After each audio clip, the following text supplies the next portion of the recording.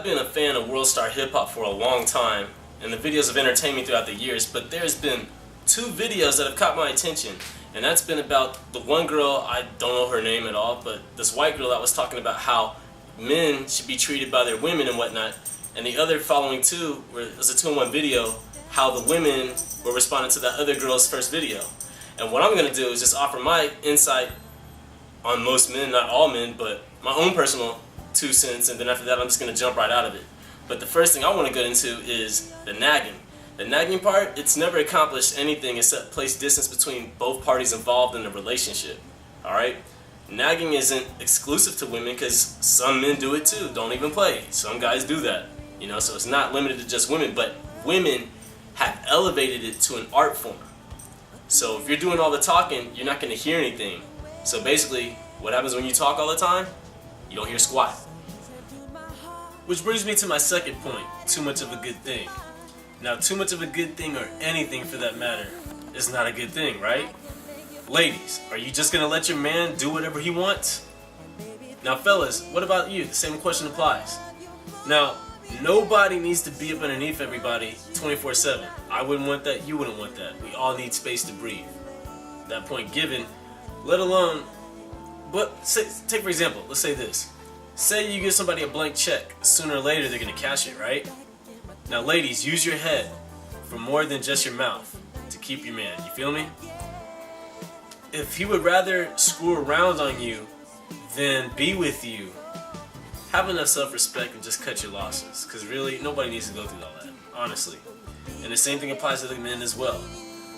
And a fine ass and good looks are never a good excuse to keep up to keep up with the abuse and bullshit, real talk.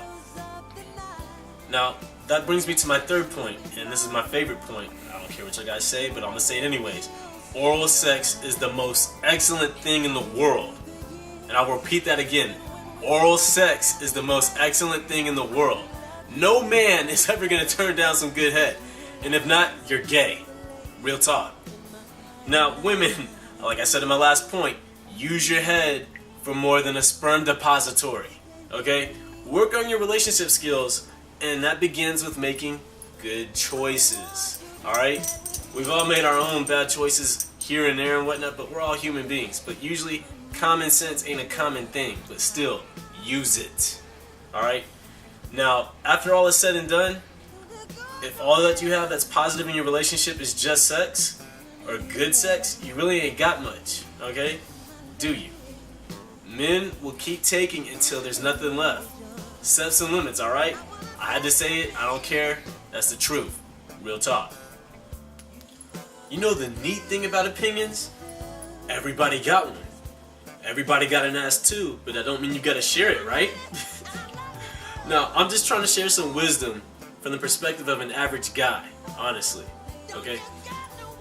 Your relationships, for men and women everywhere, are going to be defined by the choices you make. And if you make a sucky choice, welcome to relationship hell. If you make good choices in your relationship, congratulations, you may have something real, okay? Now, one thing I've always learned as a child from what I've heard from my dad is people show you who they are by what they do and not by what they say. Think about it. I'll let y'all marinate on that.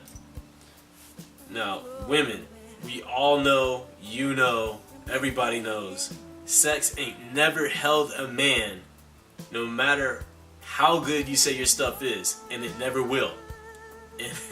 And men, if you keep dogging out women, you're gonna find yourself, by yourself, just you and your cherry almond lotion.